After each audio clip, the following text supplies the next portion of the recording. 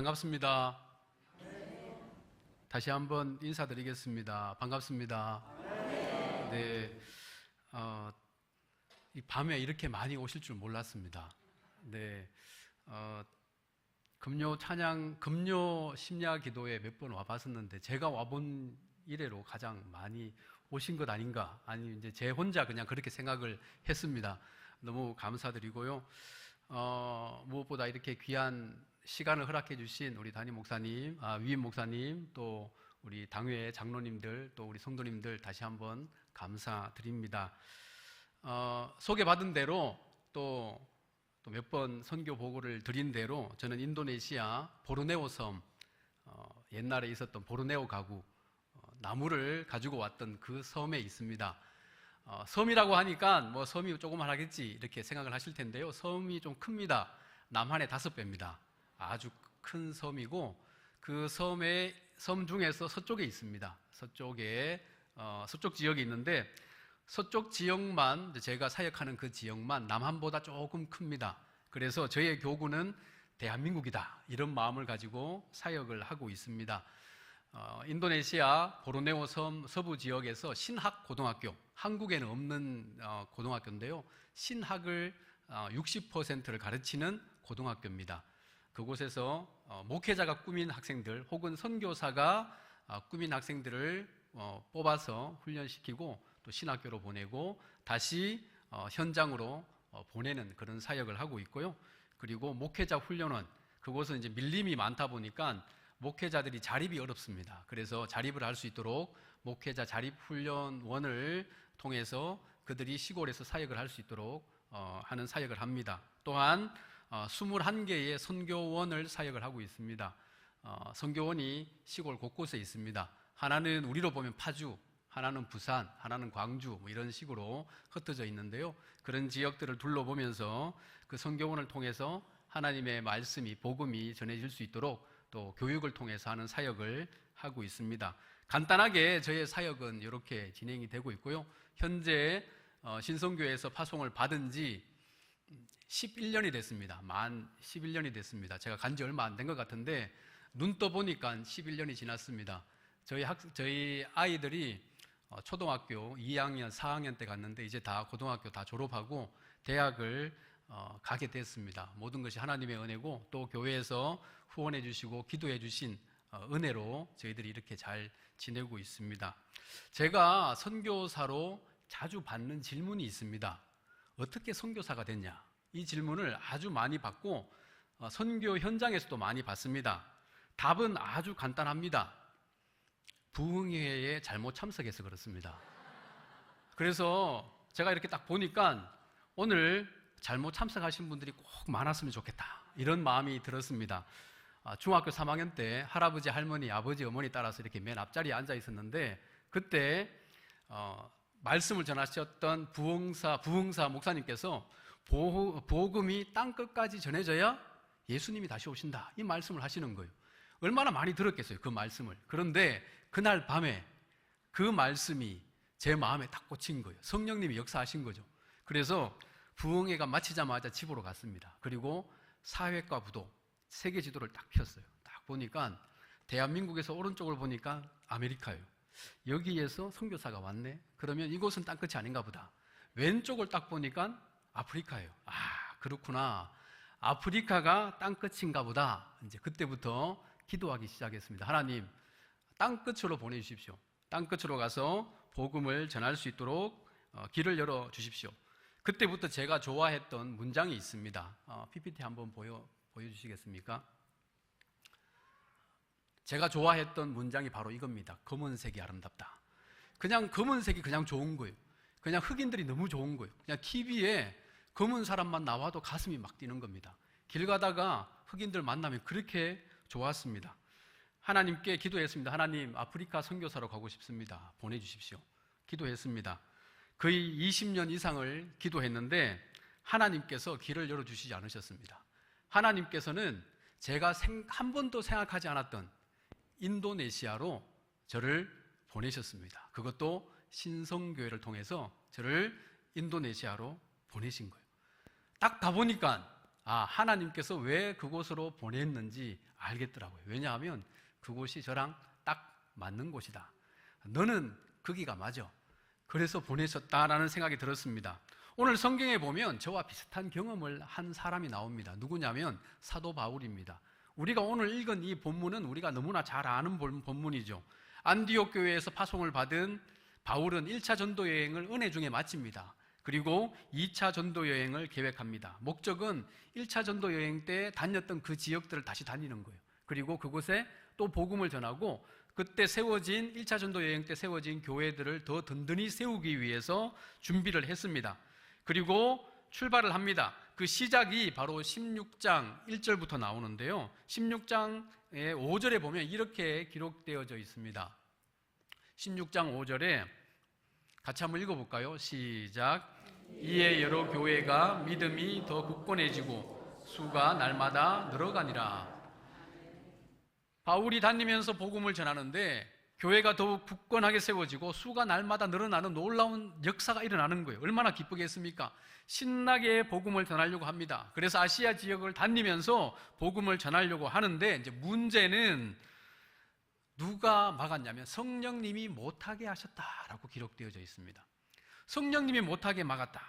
이 단어를 원어를 찾아보면 방해했다는 뜻이에요. 방해하다. 지금 놀러 간 것도 아니고 복음을 전하러 지금 갔는데 누가 방해했냐면 성령님이 방해하고 있다는 거예요. 사도행전 1장 8절 우리가 너무나 잘 아는 말씀에 오직 성령이 너희에게 임하면 너희가 권능을 받고 어떻게 한답니까? 예루살렘과 온 유대와 사마리아와 땅끝까지 이르러 예수님의 증인이 되는 것이 성령님이 하시는 일인데 지금 성령님이 복음을 전하려고 하는데 복음 전하는 것을 막고 있더라는 겁니다. 너무나 이상하죠? 바울은 그런 상황 가운데서도 어떻게든 복음을 전하기 위해서 무시아라는 지역으로 갑니다. 그리고 그곳에서 비두니아라고 하는 아시아 지역에 들어가려고 하는데 이번에는 예수의 영이 허락하지 않는지라. 한 번도 아니고 두 번씩이나 성령님이 막았다가 예수의 영이 막습니다. 두 번씩이나 이렇게 되면 선교하러 가지 말라 이런 뜻이 아니겠습니까? 어쩌면 제 같으면 이제는 됐다. 내가 두 번씩이나 노력했는데 성령님이 예수의 영이 막았다 그러면 이제는 돌아가야 되겠다. 이런 마음이 들 수도 있습니다. 하지만 바울은 그렇지 않았습니다. 끝까지 노력하다가 밀려서 드로아라는 지역까지 갑니다. 드로아는 북서쪽 맨 끝이에요. 더 이상 갈 곳이 없습니다. 그곳에서 밤을 지내는데 환상을 보는 거예요. 그 환상 중에 마게도냐 한 사람이 나타나서 하는 말이 뭐냐면 건너와서 우리를 도우라. 이 말을 듣고 바울은 다음날 아침에 바울과 함께한 일행들에게 자기가 본 환상을 이야기를 합니다. 이 말을 듣고 난 팀원들과 바울은 알아차린 거예요. 왜 성령님이 그리고 예수의 영이 우리가 가려고 했던 그 아시아 지역을 못 가게 방해하고 막았는지 알게 된 거예요. 이유는 하나님이 원하시는 것은 이곳이 아니라 바로 바다를 건너서 아시아 지역이 아닌 유럽으로 가는 것이 하나님의 뜻이구나라는 것을 그때서야 알게 되었습니다.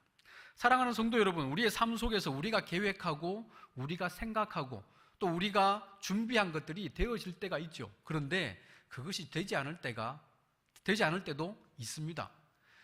모든 일들이 잘 진행되어졌는데 어느 순간에 막히고 어떤 때는 꼭 내가 가려고 하는 그 길을 방해하는 것만 같은 너무나 답답한 때가 있더라는 거예요. 아무런 소망이 없을 것만 같은 그런 상황이 생기기도 하더라는 겁니다. 아까 말씀드린 것처럼 20년 동안 기도했는데 하나님께서는 그 길을 막으시더라는 거예요. 막으시고 열어가셨던 길은 제가 생각하지 않았던 그 길을 열어가시는 거예요. 그래서 우리의 모든 길이 막히고 우리가 생각했던 길이 막히고 답답할 때에 우리가 반드시 알아야 될 것이 있습니다. 그건 뭐냐면 그때가 바로 하나님이 새로운 길을 열기 바로 직전이라는 겁니다. 지금 모든 길이 막히고 있던 그 시기는 바로 하나님께서 마게도냐라고 하는 새로운 길을 열기 바로 직전에 우리의 길을 다 막고 있다는 거예요. 그래서 우리는 우리의 길이 막힐 때, 우리가 힘들 때, 내가 계획한 것이 안 될 때, 제대로 진행되지 않을 때 하나님께 이렇게 기도해야 합니다. 하나님, 제가 가야 할 마게도냐가 어디입니까? 하나님께서 열어가실 마게도냐가 어디입니까? 그곳을 보여주십시오. 그곳을 보여주시면 그곳을 향해서 담대하게 가겠습니다. 이것이 우리의 기도가 되어야 할 줄 믿습니다. 저는 선교지를 많이 다녔습니다. 선교지를 많이 다니면서 하나님 앞에 기도했습니다. 하나님, 아프리카로 보내주시되 2가지만 좀 피해 주십시오. 제가 어디를 보내도 괜찮은데 딱 2가지만 제외하고 보내주십시오. 첫 번째는 적도였습니다. 적도. 하나님, 제가 아프리카에서 사역을 한번 해보니까 적도는 너무 더워요. 그래서 적도는 좀 피했으면 좋겠습니다. 그리고 제가 아프리카에서 사역을 해보니까 학교는 저랑 좀 안 맞아요. 그래서 적도와 학교를 빼고 어디를 보내도 저는 감사하게 가겠습니다. 그렇게 오랫동안 기도했습니다.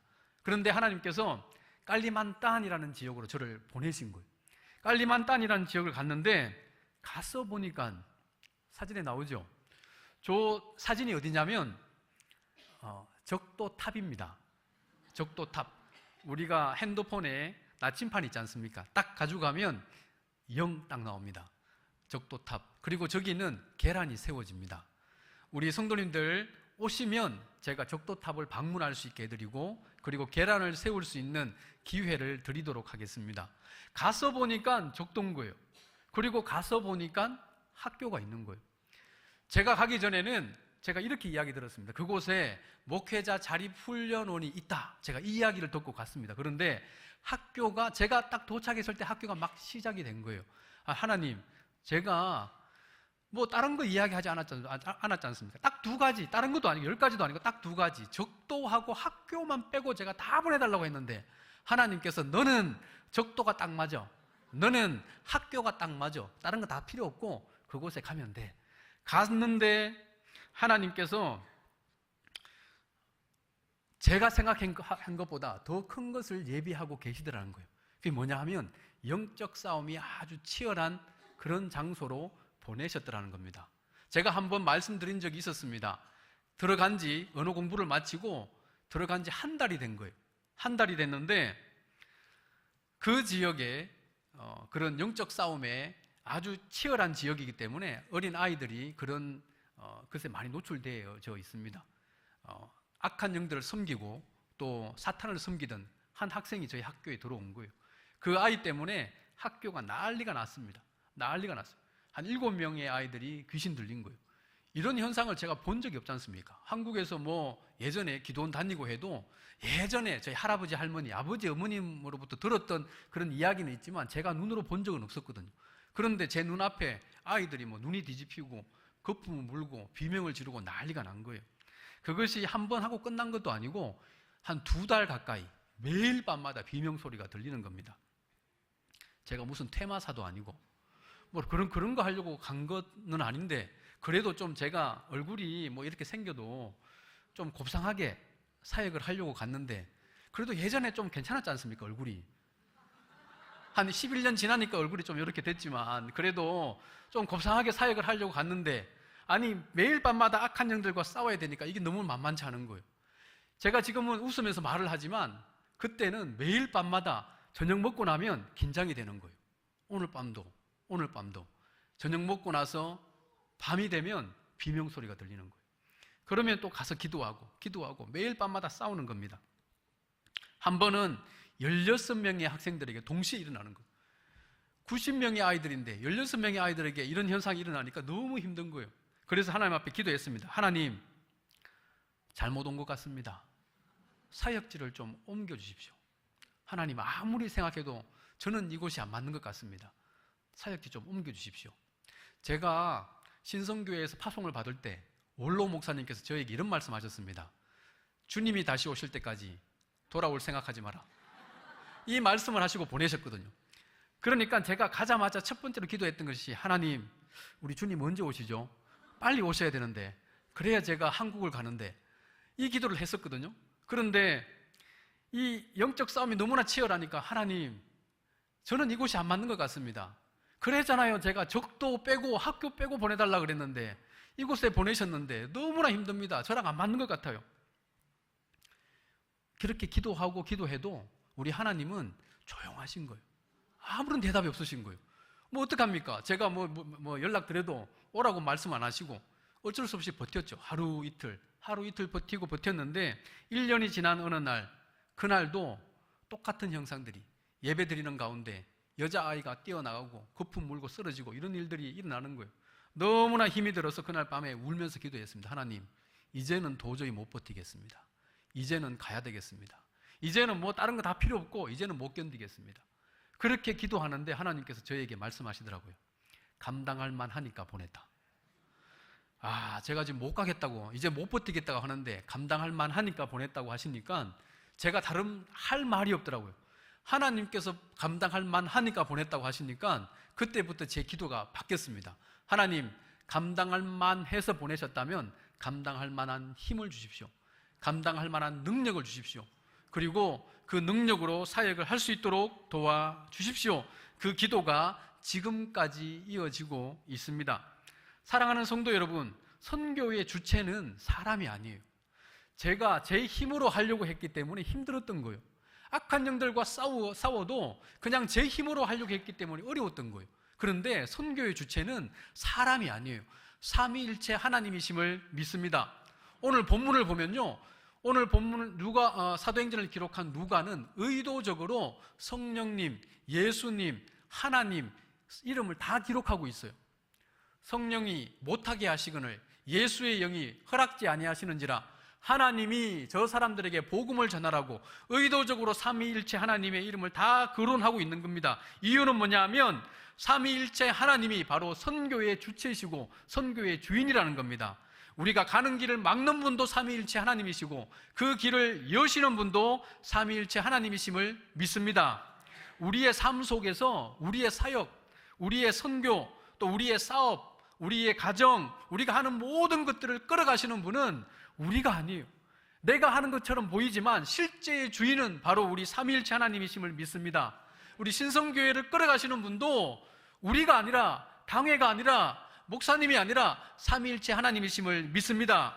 그래서 그 하나님이 역사하실 때에 우리 안에 은혜가 넘치고 우리 안에 기쁨이 넘침을 믿습니다. 그래서 우리가 어려운 문제에 당할 때에, 어려운 문제 앞에 봉착했을 때에 우리는 무엇을 해야 되냐면 삼위일체 하나님께 우리가 모든 것들을 맡기는 거예요. 하나님께서 역사해 주시라고, 하나님께서 감당할 만한 힘을 주시라고, 그리고 하나님께서 모든 문제를 풀어가게 해달라고 우리는 기도해야 할 줄 믿습니다. 우리에게 감당할 만한 힘을 주시고 그리고 그 모든 것들을 감당할 수 있도록 도와주시는 그분께 우리의 시선을 맞출 때 그때서부터 실제적인 영적 싸움이 시작되는 줄 믿습니다.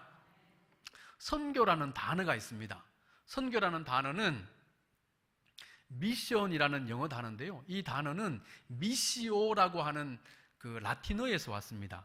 이 미시오라고 하는 라틴어는 보내다, 누구를 파송하다 이런 뜻입니다. 성경에는요, 선교라는 단어가 없어요. 우리가 성경을 읽어보면 창세기부터 요한계시록까지 아무리 읽어봐도 선교라는 단어가 없습니다. 그런데 존 스토트라고 하는 유명한 목사님이 있습니다. 이분이 이런 말씀을 하셨어요. 살아계신 하나님, 성경에 나오는 살아계신 하나님은 선교의 하나님이다. 아니, 선교라는 단어가 없는데 어째서 하나님은 선교의 하나님이냐? 왜냐하면 하나님은 끊임없이 누군가를 보내고 계시기 때문입니다. 하나님은요, 세상을 창조하시고 아담을 세상의 청지기로 보내셨습니다. 아브라함을 보내시고 모세를 보내시고 사무엘을 보내시고 다윗을 보내고 수많은 선지자를 보내고 그리고 예수 그리스도를 우리의 구세주로, 우리의 주인으로 이 땅에 보내셨습니다. 그리고 11 제자를 보내시고 사도 바울을 보내고 성령님을 이 땅에 보내셨습니다. 하나님의 뜻을 이루기 위해서 우리 이 땅에 끊임없이 보내시는데 이제는 누구를 보내시냐? 저를 보내셨고 우리 성도님들을 이 땅의 사명자로, 하나님의 일을 감당하는 자로 보내신 거예요. 그래서 하나님은 바로 선교의 하나님이시다. 하나님의 일을 위해서, 우리의 일을 위해서가 아니라, 우리의 영광을 위해서가 아니라 하나님의 영광을 위해서 하나님의 일을 하라고 끊임없이 보내고 계시더라는 겁니다. 그래서 성경은요, 선교의 책입니다. 읽어보면 끊임없이 보내고 계신 거예요. 저와 여러분들을 이 땅에 보내신 줄을 믿습니다. 그래서 바울은요, 보냄을 받은 거예요. 마게도냐로 보냄을 받았습니다. 그런데 바울은 그곳에 갈 때에 어떤 일이 벌어질지 전혀 몰랐습니다. 자기가 가는 그곳에서 하나님이 어떤 일을 행하실지 전혀 알지 못했어요. 왜냐하면 한 번도 가보지 못한 그런 지역이었기 때문입니다. 그런데 우리가 오늘 읽은 이 16장 이후로 나중에 한번 읽어보십시오. 그러면 그 뒤에 나오는 도시 이름들이 어떤 도시냐면 빌립보, 데살로니가, 고린도, 에베소, 로마, 신약 성경에 나오는 성경책 이름의 그 도시들이 계속 나오는 거예요. 한 번도 생각해보지 못했고 한 번도 가보지 못했던 그 지역에서 바울이 들어갔을 때에 하나님은 그 지역에 놀라운 역사들을 일으키셨고 그곳에 복음이 번져지고 교회가 세워지고 악한 영들이 떠나가고 하나님의 일들이 일어나도록 끊임없이 일을 하셨다는 겁니다. 하나님의 선교는요, 우리의 눈으로 보여지지 않을 때가 너무나 많습니다. 왜냐하면 하나님의 선교가 너무나 큰 거예요. 이제 11년 된 선교사기 때문에 이제 초짜입니다. 이제 막 신임 선교사 딱지를 이제 막 뗐습니다. 왜냐하면 이제 연수로 2자리가 됐지 않습니까? 한 자리일 때까지는 여전히 초임 선교사, 이제 2자리가 되니까 이제 조금 이제 뭐 사역 좀 한다라고 하는데 여전히 선교가 뭐냐라고 물으면 어렵습니다. 왜냐하면 하나님의 선교가 너무나 큰 거예요. 하나님이 하시는 일이 너무나 큰 거예요. 사역지에서 하나님이 행하시는 일들이 너무나 큰 거예요. 왜냐하면 하나님의 사랑이 너무나 크기 때문에 그렇습니다.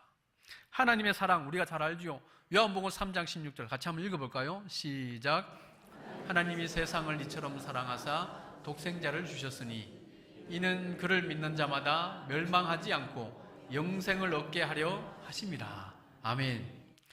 제가 성이 공시지 않습니까? 제가 만약에 이씨였으면 저는 제 아이를 이렇게 이름을 짓고 싶었습니다. 이처럼. 왜냐하면 하나님의 사랑이요, 이처럼이라는 요 세 단어 안에 들어가 있는데요, 너무나 큰 거예요. 너무나 큰 거예요. 하나님의 그 큰 사랑으로 영혼을 구원하려고 하는 그 선교를 모든 선교사들을 위해서 또 교회를 통해서 일을 하고 계시기 때문에 그 큰 사랑 때문에 그 큰 선교가 우리의 눈에 보이지 않는 겁니다. 우리의 이 짧은 눈, 우리의 짧은 생각으로 하나님이 하시는 일들을 우리가 다 알지 못하더라는 거예요. 그래서 선교 현장에서 우리가 할 수 있는 건 뭐냐면 하나님이 하실 일을 기대하는 거예요. 하나님께서 이렇게 하시겠구나, 하나님께서 이렇게 역사하시겠구나라는 것을 기대하면서 하나님이 하신 그 길을, 하실 일을 한 걸음 한 걸음 따라 나가는 것이 선교사가 하는 일이고 또 보내는 교회가 할 일이라는 것을 시간이 지날수록 배우게 됩니다. 지난 부활주일에 신학고등학교 학생들과 함께 부활절 찬양 축제를 열었습니다. 한국에서는 찬양 축제를 많이 할 수 있죠. 그런데 인도네시아는 이슬람이 87%입니다. 전 인구의. 인구는 약 2억 7천만 명입니다. 세계 4위나 되는 아주 큰 나라인데요, 그 나라의 87%는 약 2억 3천만 명입니다. 2억 3천만 명이면 중동에 있는 모든 이슬람 숫자를 합친 것보다 더 많습니다. 그래서 전 세계에서 이슬람이 가장 많은 나라, 그렇기 때문에 공식적으로 전도가 불법이 되어 있는 나라입니다. 그래도 선교사가 있으니까 전도를 해야죠. 다른 날은 몰라도 부활주일에는 전도를 해야지 해서 학생들을 훈련시켰습니다. 한 2달 정도 훈련시켰습니다. 그리고 선생님들도 훈련시켰습니다. 그리고 부활주일 날 예배드리고 다 데리고 동네 그 시장으로 나갔습니다. 그리고 시장 삼거리에 학생들과 서서 찬양을 하는 거예요. 제가 한 10분 정도 복음을 전하고, 다니는 사람들한테 복음을 전하고 한 2시간가량 열심히 찬양했습니다. 한 거라고는 아무것도 없습니다. 그냥 찬양하고 율동하고, 그리고 끝나고 나서 저희가 삶아간 계란을 나누어 준 것밖에 없습니다. 그것밖에 없어요. 그런데 어떤 무슬림 남자분이 귤을 사러 나오신 거예요. 그 시간에 나왔는데 보니까 젊은 학생들이 춤을 추고 뭐 모르는 노래를 부르고 있으니까 들은 거예요. 2시간가량을 서서 들은 거예요. 그리고는 그 남자 이슬람 무슬림인 이분이 울면서 우리 선생님한테 온 거예요. 자기가 회개한다고. 아무 일이 없었습니다. 그런데 그냥 찬양 듣고 율동한 거 본 것밖에 없는데 그 마음에 성령님이 역사하신 거죠. 그래서 찾아와서 자기가 회개하고 예수를 믿겠다고. 저희가 한 것은 직접 전도한 것도 없습니다. 찬양한 것밖에 없어요. 하지만 하나님은 역사하시더라는 거예요. 성령 하나님은 과거에도 역사하셨고 지금도 역사하고 계시고 앞으로도 역사하실 줄 믿습니다. 우리가 생각하지 못했던 그러한 놀라운 일들을 여전히 일하고 계시다는 것을 우리의 삶 가운데 선교 현장에서 끊임없이 보여주시다는 겁니다. 저는 매 순간순간마다 하나님이 하시는 일들을 경험하게 되는데요, 특별히 제가 그곳에 가서 사역을 하면서 많이 느낍니다. 아무리 봐도 제가 한 사역이 아닌데, 그런데 하나님은 그 길을 열어가셨고 또 그곳에서 열매를 맺히게 하셨습니다. 제가 선교지에 들어갈 때 신학고등학교는 1학년이 있었습니다. 그런데 이제 벌써 10회 졸업생이 나왔습니다. 이제 11년이 지나면서 10회 졸업생, 각 학년에 30명씩 정도 있습니다. 그래서 300명의 졸업생이 나왔습니다. 그 300명 중에 110명이 신학교로 진학을 했습니다. 그리고 나머지 학생들 대학교도 가고 또 직장 취업도 하고 또 결혼도 하고 했는데, 그 신학교로 간 학생들은 또 신학교를 졸업하고 또 지금 현재 한 40명의 학생들이 다시 저희 보르네오 지역으로 돌아왔습니다. 돌아오면 제가 또 아주 오지로 보냅니다. 오지로 가면 이 학생들이 또 오지에 들어가서 사역을 합니다. 여기에서 오지는 정말 오지입니다. 저희 보르네오 섬은 지금도 약 35% 정도가 밀림이고 전기가 들어가지 않습니다. 전기가 들어가지 않으니까 인터넷은 당연히 안 되겠죠. 그리고 물도 잘 없고, 그리고 화장실은 가끔씩 있습니다. 네, 가끔씩 있고, 그리고 누릴 수 있는 것이 잘 없는 그런 지역으로 이 학생들을 보냅니다. 학생들이 그곳에 들어가서 전도사로 또 유치원의 교사로 사역을 합니다. 처음에 제가 갔을 때 선교원은 1개였습니다. 그런데 현재 21개로 늘어났습니다. 하나님이 하신 일입니다. 저는 한 것이 없어요. 현재 사역자를 통해서 끊임없이 하나님께서 일을 하셔서 그 모든 일들이 되게 하셨습니다. 그런 사역지를 방문하고자 하면 가는데 이틀씩 걸리기도 합니다. 한국은 교통편이 좋고 길이 잘 돼 있어서 빨리빨리 다니지만, 그곳은 차를 타고 가다가 또 배를 타고 들어가고 오토바이를 타고 들어가고 또 가끔씩 걸어서 들어가기도 합니다. 그런 지역이 산을 넘어서 가기도 하지만, 들어가 보면 하나님께서 이곳에서 역사하셨구나, 이곳에서 여전히 하나님께서 일을 하고 계시구나 라는 것을 많이 느낍니다. 무엇보다 제가 마음으로 나태해지면 그런 오지를 일부러 찾아 들어갑니다. 산을 넘고 또 물을 넘어서 들어가기도 하는데, 전기가 없다 보니까 그런 지역은 밤이 되면 캄캄합니다. 별이 얼마나 많은지 모릅니다. 야, 별이 이렇게 많았나? 우리 성도님들 예전에 어릴 때 한번 생각해 보시면, 이렇게 막 발전되지 않았을 때는 하늘에 별이 얼마나 많았겠습니까? 또 선교지에 가보면 또 불이 없는, 전기가 없는 그런 지역에 들어가면 하늘에서 별이 쏟아진다라는 뜻이 이런 거구나 라는 것을 알게 되죠. 별이 없는데 캄캄한 그런 동네에 밤에 가끔씩 불이 들어오는 곳이 있습니다. 어디냐면 교회입니다. 캄캄한데 교회에서 예배가 있으면 발전기를 돌려요. 거기에만 불이 들어오는 거예요. 지금 이제 여기 보면 교회인데요, 별로 밝아 보이지 않지만 여기에만 지금 불이 들어와 있는 거예요. 불이 들어오면 어떻게 되겠습니까? 동네 어르신부터 시작해서 아이들까지 교회에 다 모이는 거예요. 아이들만 모이는 게 아닙니다. 동네 개들 다 모입니다. 그리고 동네 모기들도 다 모여요. 다 모이는 거예요. 왜냐하면 그곳에 불빛이 있기 때문이에요. 그 지역의 유일한 빛이 교회더라는 거예요. 그곳에 가면 마음이 맑아지는 거예요. 사역을 하다가 힘들어지거나 아니면 제가 나태해지면, 선교사인데 왜 이렇게 나태하지? 그럴 때는 일부러 오지로 들어가는 거예요. 오지로 들어가면 전기 없죠, 인터넷 안 되죠, 모든 것이 다 끊어진 상태에서 오직 불빛이신 예수님하고 만나는 시간이 주어지더라는 거예요. 이것을 보면서 하나님께서 저에게 알려주신 것이 있습니다. 우리 주변에 우리가 가진 것이 너무나 많다 보니까 우리 주변에 빛이 너무 많아요. 여기도 빛이고 저기도 빛이에요. 어디가 진짜 빛인지 모르는 거예요. 하나님의 말씀이, 교회가 진짜 빛이 되어야 되는데, 말씀이 진짜 빛이 되어야 되는데, 내가 가진 것에 너무나 많은 빛이 있더라는 거예요. 그래서 내가 따라가야 할 곳이 어딘지 놓치어버릴 때가 너무나 많더라는 겁니다. 우리는요, 가끔씩 영적인 오지를 만들어야 합니다. 세상의 소리, 세상의 음성 다 끊어버리고 하나님과 1대1로 만날 수 있는, 그런 독대할 수 있는 그런 시간을 우리는 만들어야 합니다. 하나님과 1대1로 만날 때에 하나님은 우리에게 말씀하시는 거예요.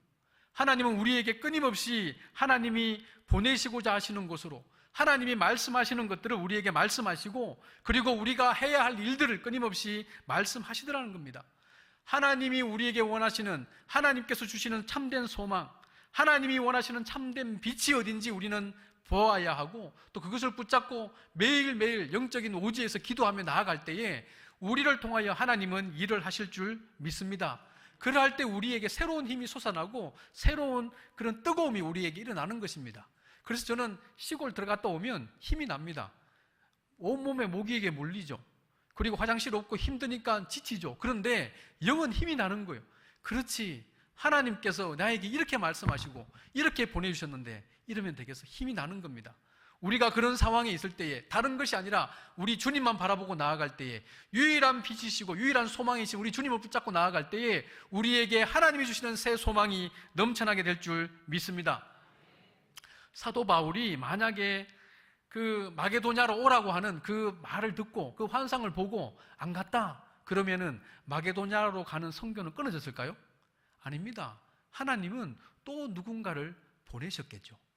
그곳에서 하나님의 일이 일어나야 되기 때문에 하나님은 또 누군가를 하나님의 사역자로 보내셨을 거예요. 그런데 하나님이 바울과 그의 팀을 사용하신 이유는 뭐냐 하면, 하나님이 환상을 통하여서 바울에게 말씀하실 때에 바울이 그 말을 듣고 즉각적으로 반응을 했다는 겁니다.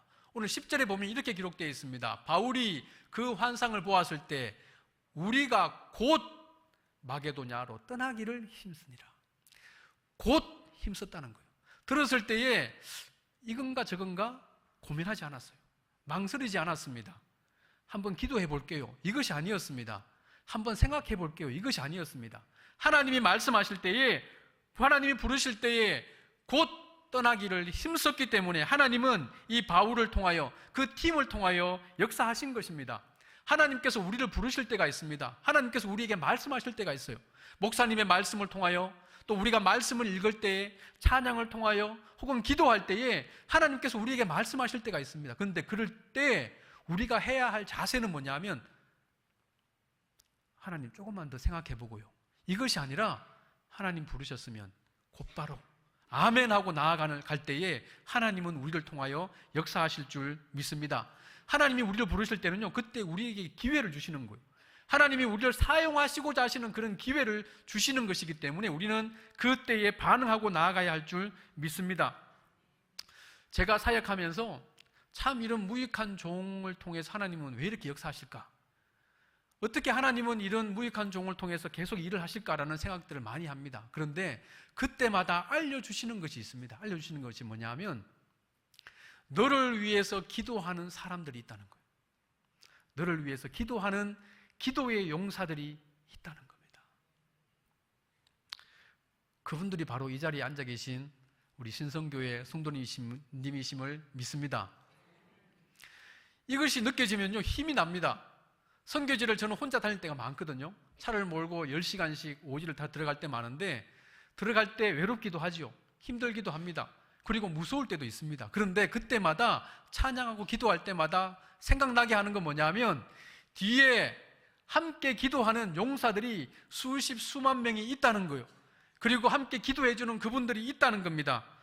그래서 제가 한국 올 때마다 하나님께서 저한테 주시는 마음은 뭐냐 하면, 너 한국 가는 것이 선교 보고하러 가는 것 같지? 아니라는 거예요. 선교 보고하러 가는 것이 아니라 선교 보고 들으러 간다는 거예요. 무슨 말씀이신지 아시겠습니까? 제가 이 자리에 온 것은요, 선교 보고하러 온 것도 맞지만 선교 보고 들으러 온 거예요. 선교 보고 듣고 가라는 겁니다. 무슨 기도냐면, 무슨 말씀이냐면, 저를 위해서 기도해 주시는 신성교회가 있다. 저를 위해서 기도해 주시는 목사님, 장로님, 권사님, 성도님들이 있다는 것을 저로 하여금 알게 해주시는 거예요. 그래서 그분들이 이렇게 기도해 주셨고, 이렇게 후원해 주셨고, 이렇게 함께 선교하고 있다는 것을 듣고 가라는 거예요. 그것을 듣고 다시 선교지로 가서 사역을 하라는 겁니다. 그래서 저는요, 한국에 오는 것이 제가 선교 보고 하러 오는 것도 있지만 선교 보고 듣고, 그리고 이렇게 보내는 선교사로 이렇게 사역을 저를 위해서 기도해 주셨구나라는 것을 듣고 다시 힘을 내서 들어가는 것입니다. 그래서 우리 모두는 선교사입니다. 저는 인도네시아에서 그냥 다른 나라에서 하는 그런 선교사고, 우리 이곳에 계시는 우리 신성교회 성도님들은 보내는 선교사로 함께 사역을 하는 겁니다. 언제까지 하냐면, 언제까지 해야 되죠? 제가 보냄받을 때 언제까지 하라 그랬다고요? 예, 주님이 오실 때까지. 그래서 주님이 오실 때까지 우리는 같이 가야 할 줄 믿습니다. 그래서 사도 바울은요, 우리에게 이렇게 권면합니다. 그러므로 내 사랑하는 형제들아, 견실함이 흔들리지 말고 항상 주의 일에 더욱 힘쓰는 자들이 되라. 이는 너희 수고가 주 안에서 헛되지 않은 줄을 알미라. 우리의 수고는 하나님께서 반드시 기억해 주실 줄 믿습니다. 그곳이 어디든지 간에 하나님은 반드시 기억하시고 우리에게 하나님의 놀라운 상급으로 반드시 갚아 주실 줄 믿습니다. 우리가 한 일은요, 이 땅에서 보상받는 게 아닙니다. 언제 받냐면 주님 앞에 딱 섰을 때, 그때 하나님께서 착하고 충성된 종아, 이 말 들으면 끝나는 것 아니겠습니까?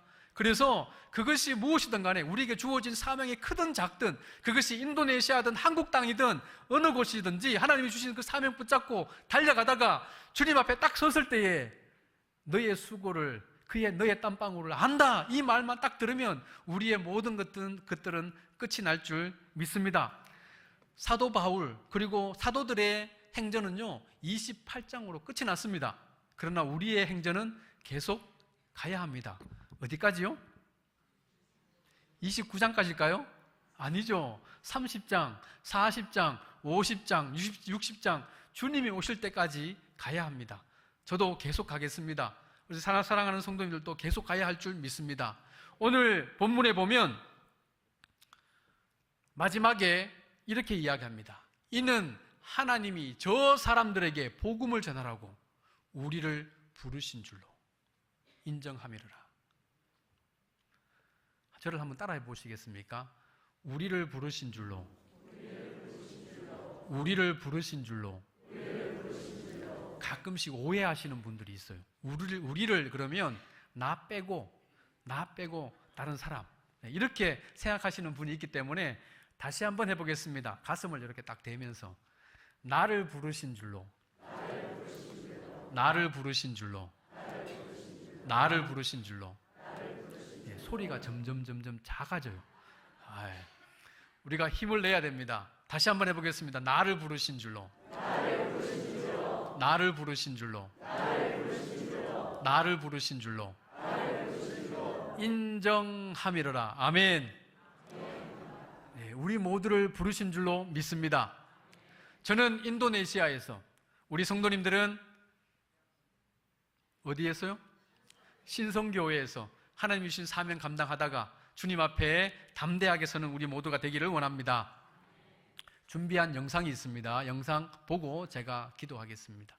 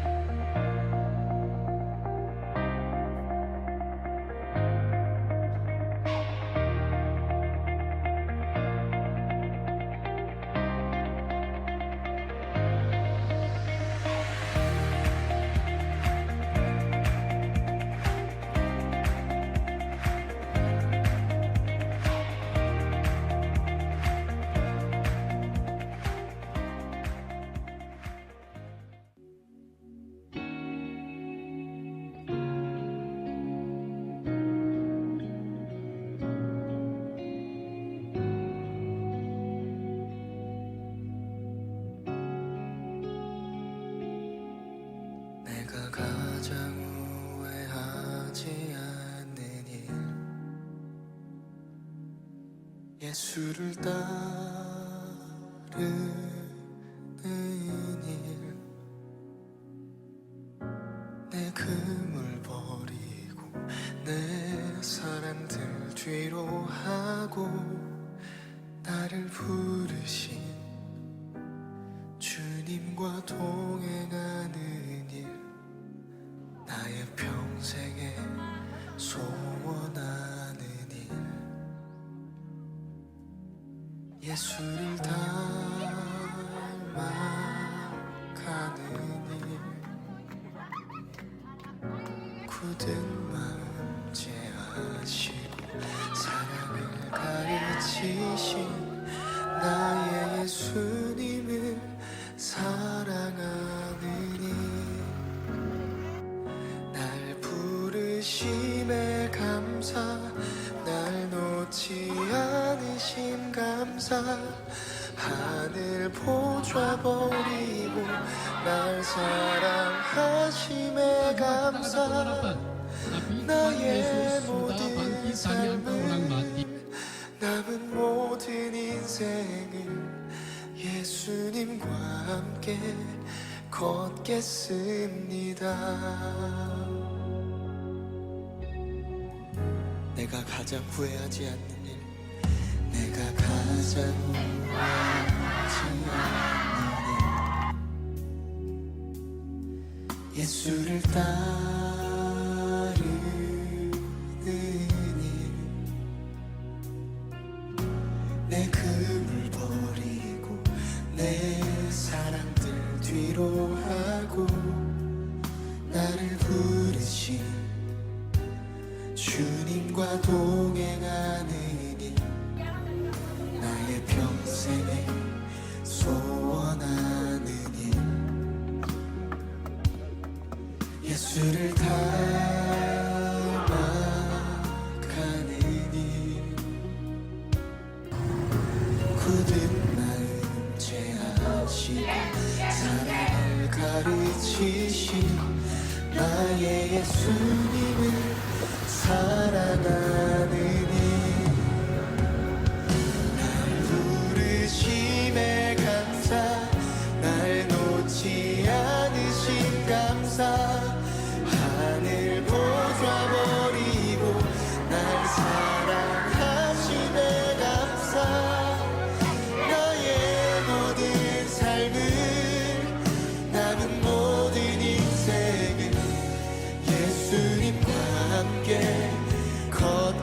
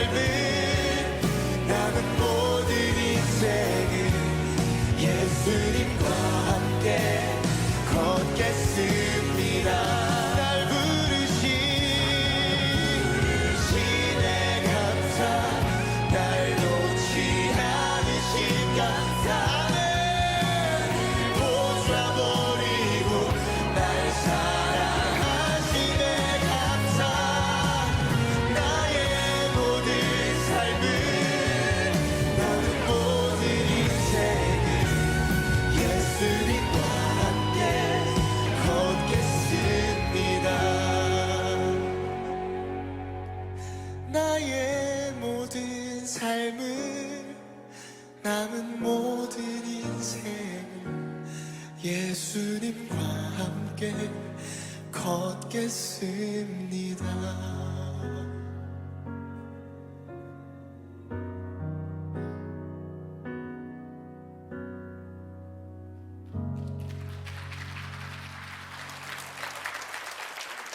기도하겠습니다. 하나님, 저희를 보내시고 하나님의 일을 감당하게 하시고 또 그곳에서 감당할 수 있는 힘을 주시고 또 그곳에서 하나님의 일들을 보게 하여 주셔서 감사합니다. 저희들이 보냄받은 곳이 어느 곳이든 하나님이 부르실 때에 곧바로 반응하게 하시고 또 우리를 보내신 줄로 인정하며 달려가는 우리 모두가 되게 하여 주셔서 하나님의 일을 우리의 삶 가운데서 목도하게 하시고 하나님이 하실 일들을 기대하며 나아가는 우리 모두가 되게 하여 주시옵소서. 하나님, 우리는 가는 선교사로, 보내는 선교사로 어느 곳에 있든지 하나님의 일을 기대하기를 원합니다. 하나님 마음껏 역사하여 주시고 삼위일체 하나님께서 우리의 주인이시오니 하나님께서 하실 일들을 우리가 우리의 삶 속에서 경험하여 하나님 앞에 영광 돌리는 삶이 되게 하여 주셔서 마지막 때에 하나님으로부터 칭찬받는 우리 모두가 되게 하여 주시옵소서. 감사합니다. 예수님의 이름으로 기도하옵나이다. 아멘.